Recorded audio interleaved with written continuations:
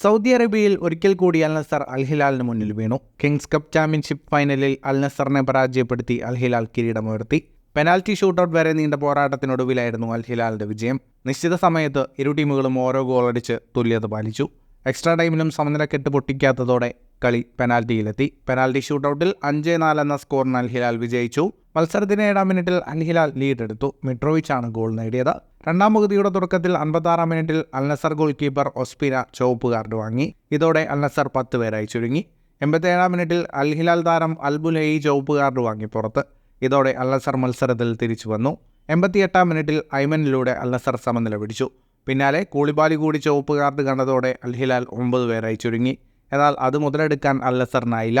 കളി എക്സ്ട്രാ ടൈമിലേക്ക് നീങ്ങി. എക്സ്ട്രാ ടൈമിലും സമനില തുടർന്നതോടെ പെനാൽറ്റി ഷൂട്ടൌട്ടിലേക്ക്. ഷൂട്ടൌട്ടിൽ അൽ ഹിലാലിൻ്റെ ആദ്യ റൂബൻ നവാസ് നഷ്ടപ്പെടുത്തി. അൽ നസറിന് ആദ്യ എടുത്ത അലക്സ് ടല്ലസ് പുറത്തേക്ക് അടിച്ചു. രണ്ടാമത്തെ കിക്ക് മിട്രോവിച്ചും റൊണാൾഡോയും ലക്ഷ്യത്തിലെത്തിച്ചു. തുടർന്ന് കാനോ, ഹസൻ, ഹംദാൻ എന്നിവർ അൽ ഹിലാലിനായും സമി, ഗരീബ്, അൽ ഹസൻ എന്നിവർ അൽ നസറിനായും ലക്ഷ്യം കണ്ടു. സ്കോർ 4-4. അൽ ഹിലാലിൻ്റെയും അൽ നസറിൻ്റെയും 6-ാം കിക്ക് ഗോൾ കീപ്പർമാർ തടഞ്ഞു. 7-ാം കിക്ക് അൽ ഹിലാൽ താരം അൽ ദവ്സാരി വലയിലെത്തിച്ചു. എന്നാൽ അൽ നസറിൻ്റെ 7-ാം കിക്ക് അൽ ഹിലാൽ കീപ്പർ ബോനോ രക്ഷപ്പെടുത്തിയതോടെ പെനാൽറ്റിയിൽ 5-4 വിജയത്തോടെ അൽ ഹിലാൽ കിരീടമുയർത്തി. ഫുട്ബോൾ ലോകത്തെ കൂടുതൽ വാർത്തകൾക്കും വിശേഷങ്ങൾക്കുമായി സ്പോർട്സ് കഫേ ഇപ്പോൾ തന്നെ സബ്സ്ക്രൈബ് ചെയ്യുക.